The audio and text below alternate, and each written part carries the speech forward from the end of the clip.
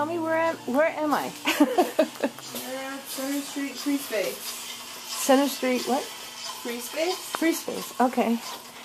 And what is a free space about?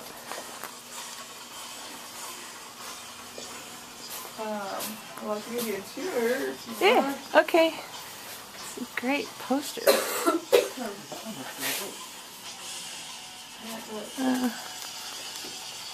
Tons of literature. And a lot of free zines. This is great. Wow. Wow, nice work.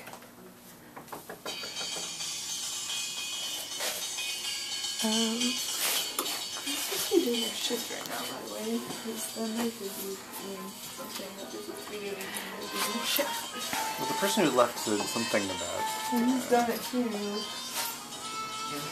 Yeah, Now, what are you making here? Do you ask permission first before recording? Please? Oh, I did. Didn't I? Well, you didn't talk about recording. You said you were going to come talk to us. Oh, I thought this was for the radio show. Yeah, but I don't know you're going to video... Or... Oh, well, this is the only way I can. I don't have a recorder. I didn't know who you were. Sorry. Oh, okay, that's okay. Oh. That's yeah, fine. we're just working on printing the t-shirts. Trying to get it... So you're... trying to get... So we... Yeah, so we... this is screen printing. Right, so we do... for several years in a row now, we've silk screened our own T-shirts. Basically, it's a much more affordable way to do it, and a lot of us who are organizers for Zine Fest have screen printing experience. Yeah, this is nice. So how does this work now? What kind of material is that? Really frustrating. Is it just a... It's a standard fabric ink. Ah, so okay. there are... There's one company in particular called Speedball that's one of the they're the kind of known entity for making screen printing inks. Okay, I know I've seen them for woodcuts. Yeah. And so that, with woodcuts, it would be a different, slightly different formula because of the material. So we're going to be printing on fabric.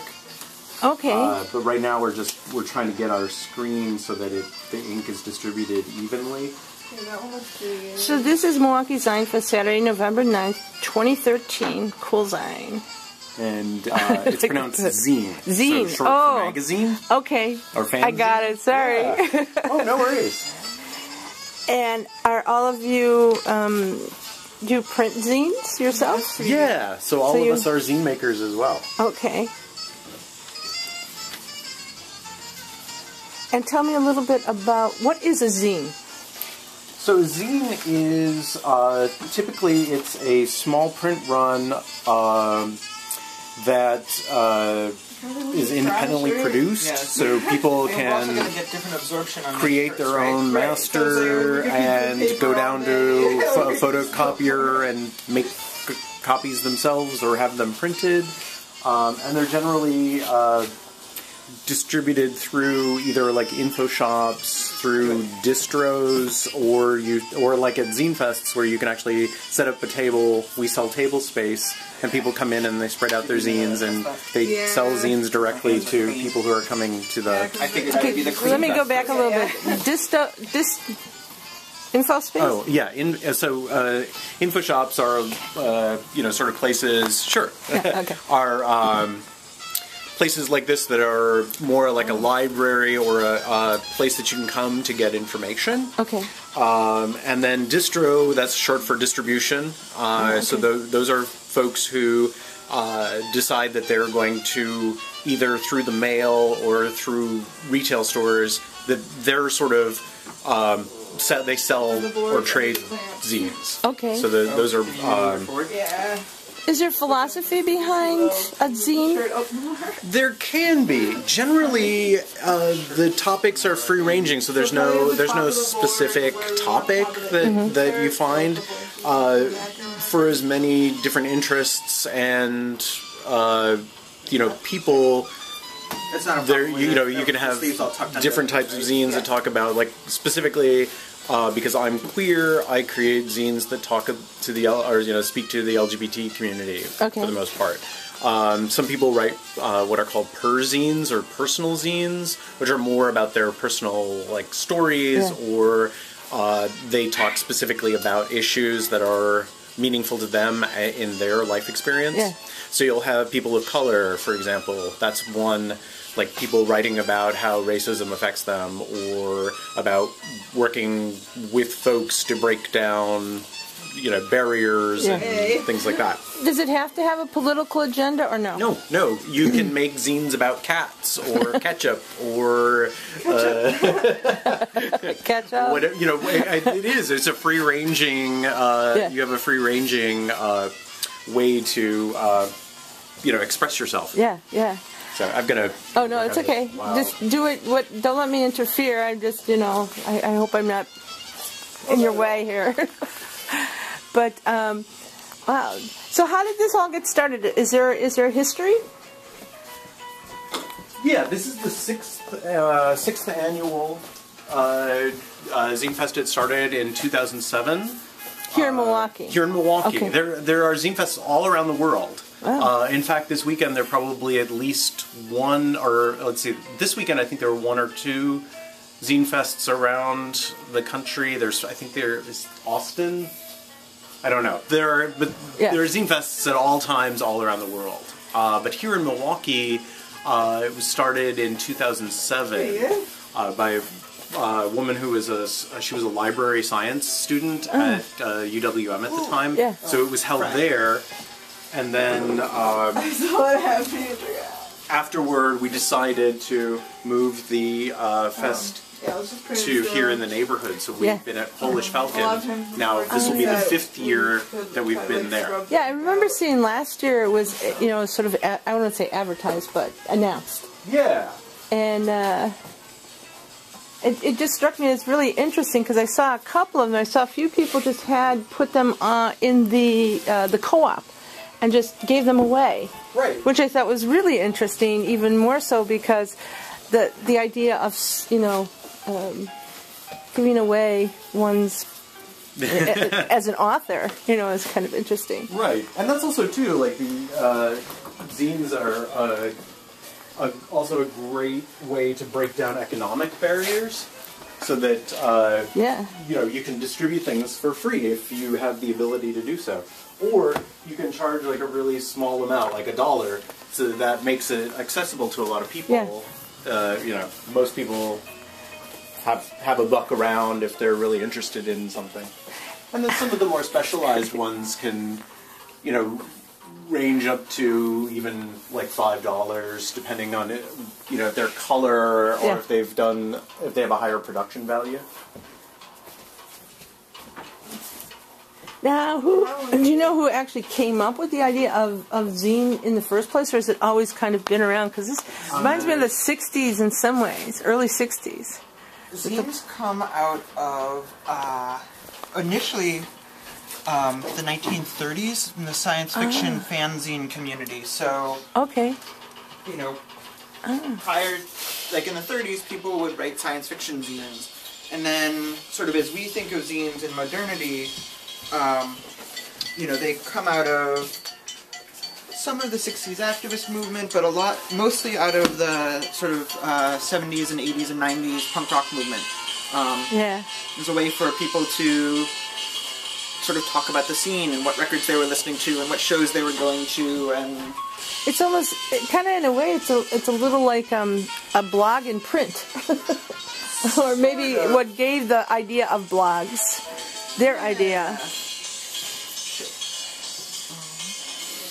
Now you guys are preparing for next week for this festival at the Falcon Bowl. Yeah. And how many people generally show up to that?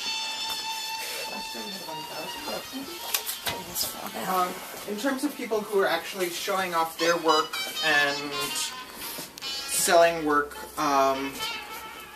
30 or 40. And then in terms of people coming through, I think last year we had probably 1,000, maybe? Yeah. Wow. The event is usually like 11 to 5, so we have a long period of time that people can stop in. Is there a fee for people to come or people to show? It's free. It's free. And that's also one of the... if you buy... Some people sell their zines, but to get into the event, it's free. It's free. Because that's also part of the sort of the spirit of the zine community is you want to make it affordable and accessible. So by making the event free, you can get people in the door, and there are usually free zines around. And, like, people are often, they'll put out a little sign that that will tell you that if their zines are free, or that sometimes zine fests have free tables. So there'll be a like this, where it says free zines. Yeah. Placement coming out. Yeah, I haven't seen any that look any. These are the center seams. So Yeah. Kind of. Is there a donation? Can people make donations? Yeah, people can make donations. Generally, when you're selling zines, that's kind of how you make. By buying a zine, you're sort of making a donation. Yeah. Then what do you guys do when it comes to copyright? What happens if somebody has a zine and it's very impressive and somebody takes it and steals it? Is that a problem? Does that come up? Is that a concern? Some people copyright their zines, but for the most part, zines they're often released with like a Creative Commons sort of Creative Commons fair license, use? or a fair use, not fair use so much, but Creative Commons or freely duplicatable, copyleft, anti-copyright. Yeah. Copyright, I like that. Copyleft. It really depends on the person who created it, how they want to license their work. Is there Banksy of zines? Not so much, no. And there are people who have made their names in the zine world. Yeah. But at this point in time, it's not like there's one critical person who you can point to and say, they're the it person for zines. Yeah. But there are people who do have reputations, or whether anonymous or they're because we're now about 25 or 30 years into the genre, sort of as we understand it now, and there have been folks who started making zines in the 80s and 90s who are still around or still making or creating content. Awesome. And it's going way better than the paper. those folks have really earned their reputation, and there's from my perspective, there are a couple of people who really sort of stand out in that regard, like Aaron Comet Bus. He does the zine, Comet Bus, and then the zine Doris is a person named Cindy Crabb, and she does a lot of also sort of like personal activism. So she's known for her zine work, but she's also known outside of her zine work for the sort of political and the activist work that she does. Is there a place where zine artists congregate, like, say, for instance, is there a website, or, where everybody just says, here's my latest zine, and put it up? Oh, yeah, there are zine wikis online, there's, We Make Zines website. Yeah, so the internet really has, it's just one of the ways in which people are able to communicate. Yeah. Because originally a lot of zines were just traded through the mail, and you'd have to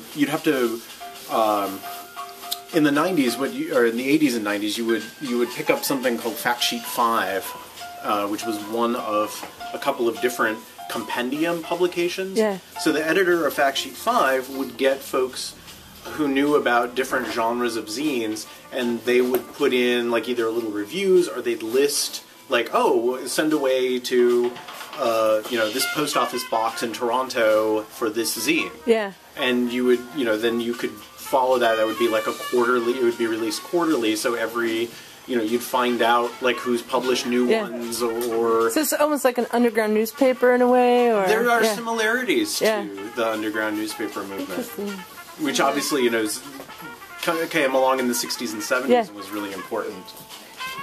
There's also like zine reviews and Maximum Rock and Roll. Oh yeah, I've been making more of them right now. Usually, right?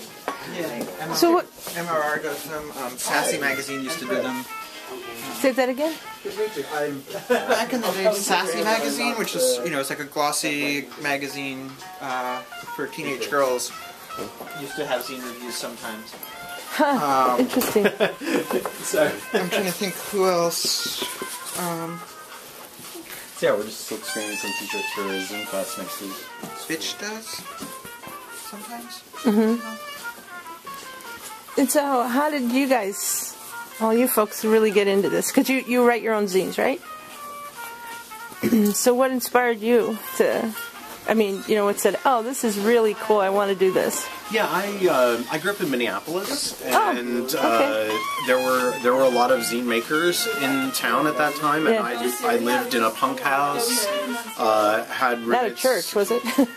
No, I didn't live at the church, but I knew people. Yeah, I knew people who were at the church, the different neighborhoods that I lived in. And yeah, so I knew people who were in like the indie rock scene, which was a big, sort of in the early '90s was a big, sort of. Up and coming thing, and then of course, with Nirvana and everything else, it sort of went really popular. Yeah. But before that, there were, it was a smaller scene, especially Minneapolis has a really good music scene. So that's kind of how I lived in a place that had a lot of good zine makers and just a lot of like artists and everything else. And how did you kind of fall into this, or?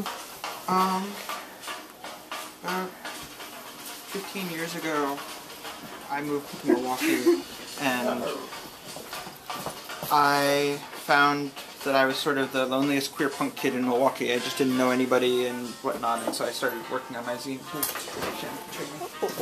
Do you remember the first zine you read, or that you said, hey, I want to do this?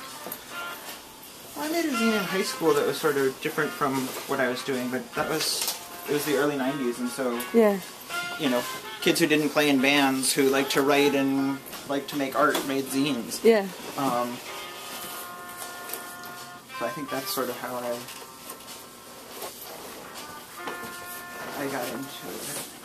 And Shannon, what about you? How did you fall into this? Basically from QZAP, actually. From where? QZAP, it's the Queer Zine Archive Project. Milo and Chris are the co-founders of that. And I guess I don't really know how I guys met you guys. Yeah, I was gonna say probably like I fell into it. You just knew people like who were into zines. Yeah. And then, it just happened. Yeah. So do you remember the first zine you ever saw? Yeah, the ones that I saw, a punk friend of mine loaned me JD's, which is considered the first queer zine. Holy Tick Clamps, Homocore, and I worked at a photocopy shop at the time, so I borrowed his zines, because these are, by the time I came along to it, it was only a few years later, but they were already out of print and you couldn't find them. Yeah. And so I just took them with me to work and made photocopies of those zines, and then I started writing away for zines once in those days, in the backs of zines, you often, they'd list addresses of other people or friends of theirs who are writing zines. So I would, usually that's how I would find people, is I'd just look in the back of a zine I liked and like, oh, they like this zine? Okay, that sounds like it's $1, what do I have to lose? Yeah. It's like I kind of get this feel of it as, you've seen the back of comic books, you could send away for these kind of trick toys and things. Somewhat similar. Yeah. And do you remember the first zine that you saw? That you thought, this is really, I want to do this. This is cool. Probably one of the first zines, when I was in high school, I had friends who put out a Smith and Morrissey fanzine, and they asked me to write something for it, so I wrote some shitty poetry and it'd be one of ours. I remember the first queer zine that I got was it's called Riot Boy, and I got it from Bound Together, which is the anarchist bookstore that's on Upper Haight Street in San Francisco. Okay, yeah, that sounds like where I would see zines too. You know, that whole area is just really vibrant. Everything's dry. So they have the shirts, making lots of shirts for the Zine Fest. And Shannon, do you remember the first one you saw? Not really, to be honest. I don't know. So what topic, and you focus on any particular topic, or is it just whatever? It's just queer zines for me, generally. Like it's, you know, it's my community, it's like what I really enjoy reading. Yeah. And what do you have a particular topic you focus on, or is it just very broad? And mine are sort of all over the place. Sometimes I make, like my most recent is a fanzine. I've made a bunch of cook zines, which are like little cookbooks, but they're vegetarian or vegan cook zines. I get all about mayonnaise. Yeah. Because nobody had ever made nobody that I knew had made a zine about mayonnaise, so it seemed like a good thing to write about. So it's looking for topics, unusual, unique topics, and out of the mainstream from a lot of the books and magazines that are out there. It's I'm completely fascinated with it. And what are your focuses on, Shannon? Do you have any in particular, or? Yeah, mostly music. Kind of like the DIY music zine. Is pretty much what my zines are about. And I usually do contribution-based zines, so I'll do a call-out for submissions, and usually have like 10 to 20 people submit something, so there's stuff by different people in it. Nice. So what's the future of zines? Is it just keeps going on and evolves as whatever happens, it evolves as it does? A lot of the work that I do specifically is about archiving. So because zines are by definition ephemeral. Yeah. Oftentimes they exist in small numbers, and they also don't have a wide distribution. Yeah. So it's a really sort of rewarding effort to try to find and archive and preserve zines so that they, the wisdom and the talent and everything that went into them exists, and more people can be exposed to them, and also a lot of basically like academia is now kind of latching on to the importance of zines as primary documents. Yeah. So we do a lot of work with our archive where we talk to either students or professors who are either researching and using zines in their research, or they're talking about zines sort of in the classroom, using zines to teach. So so as far as archiving, you like put out a clarion call, you have a zine, send me a copy, and I'll archive it. Yeah, that's one of the ways. We actually do a lot of our work word of mouth, so that people, there's a shirt under here, so that the people actually know that they can, whenever they produce zines, can just mail us a copy or two, and that we'll both preserve them, and then in the case of our archive, we also for select titles we digitize them and make them available for free on the internet. So that's another way of preserving like a really obscure zines, is by being able to share them. Yeah. Yeah, because then, it's like kind of like Bitcoin,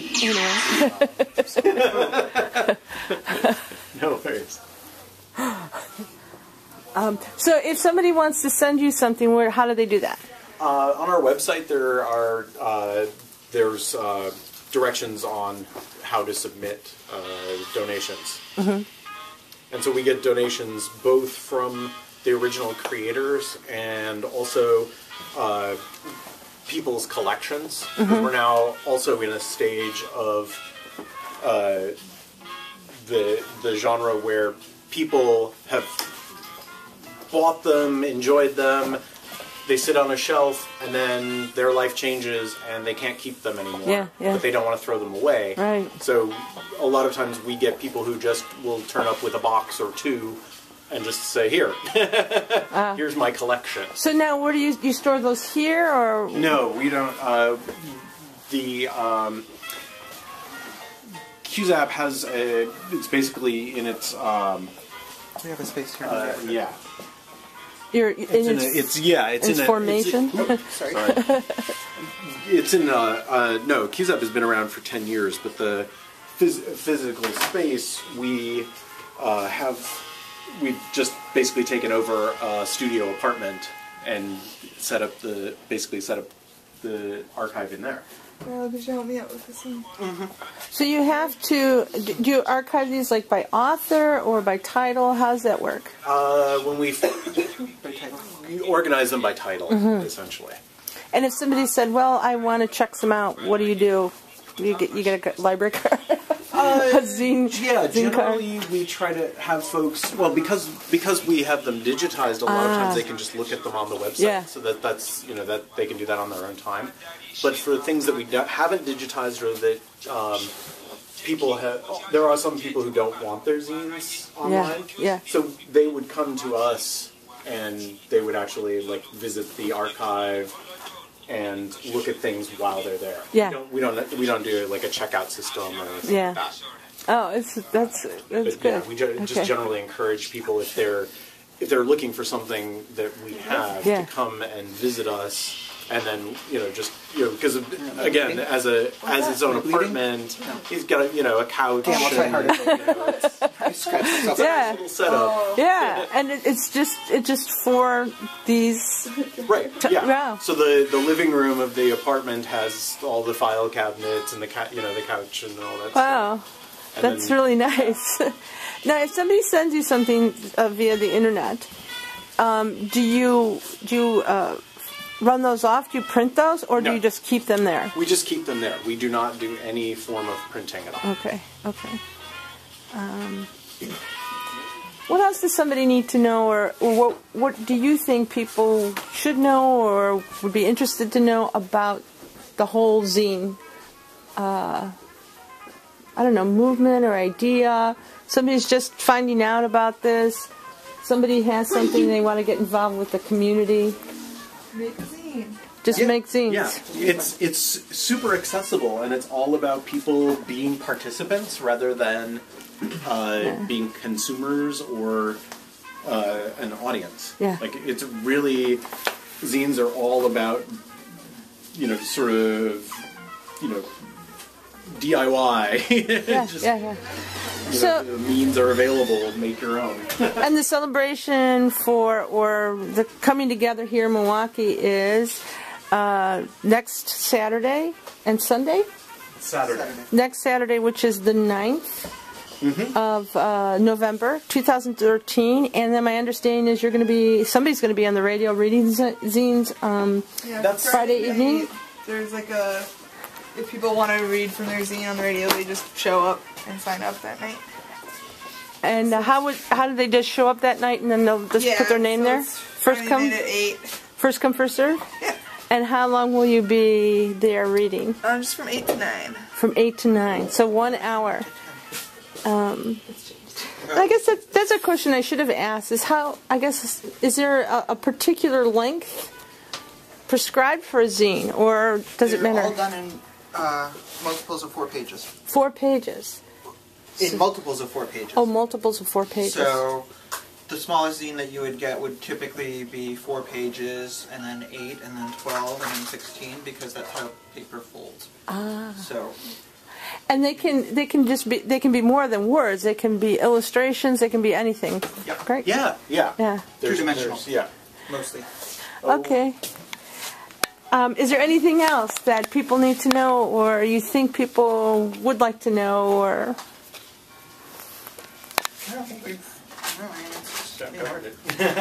And tell me, we're doing it at Falcon, and it's a fantastic event for the neighborhood and for Milwaukee, And I can say that because I'm completely biased. But But once you come, it's more the experience. Yeah, you wander around and you meet people and you pick up interesting things to read, and I highly recommend giving zines to folks for the holidays as gifts.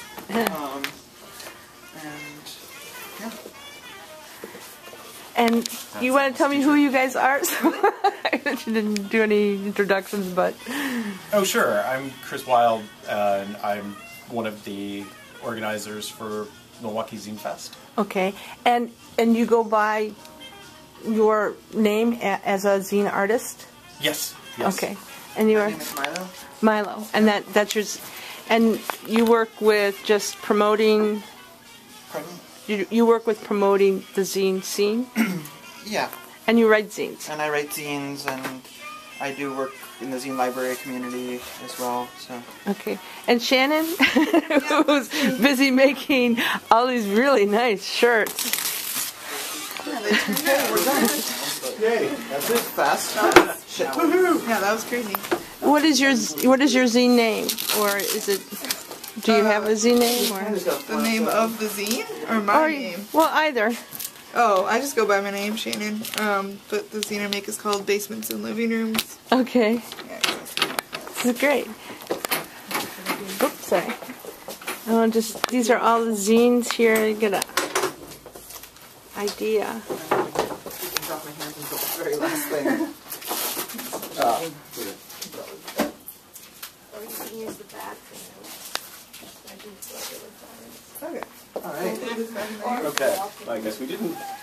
Yeah, wow. I love these.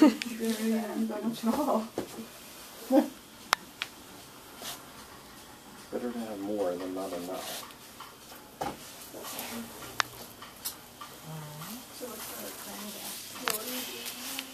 We got 5 minutes. Let's do it.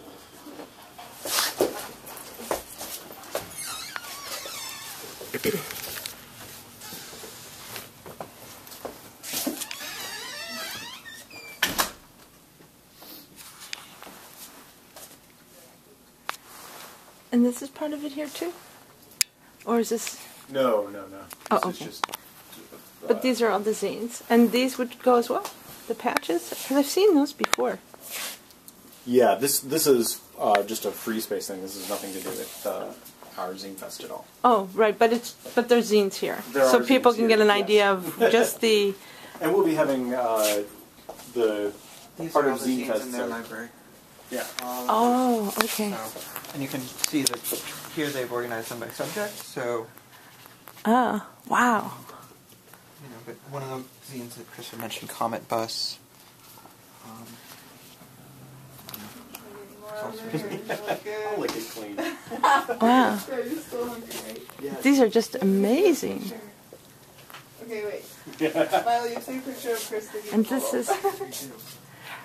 Now, are these here, are these for just people to read, or are they for people to take if they see something that they want? Just to read here. Just to read here. Please return. Yeah, a lot of zine libraries are just are meant to be like a social place that you come and read zines while you're there.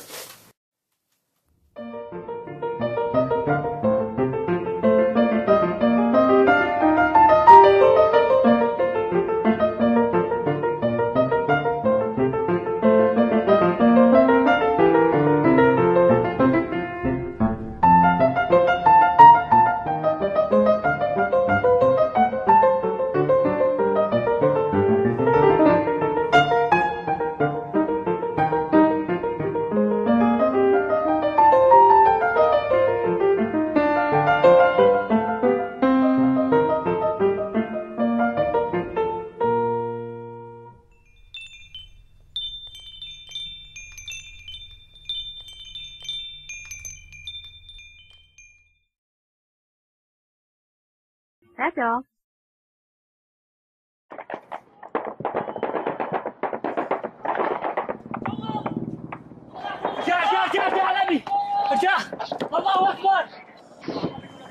الله اكبر كده الدفاع الجوي تمام محافظ حلب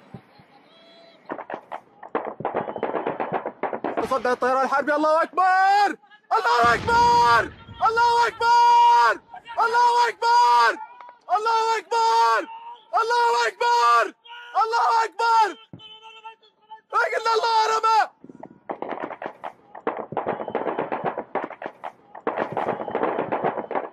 كذا الدفاع الجوي تابع المجلس العسكري الثوري في محافظة حلب تسقط الطائرة بالروحية في محيط مطار بالنقل العسكري تفضل الطيارة الحادة الله أكبر الله أكبر الله أكبر الله أكبر الله أكبر الله أكبر الله أكبر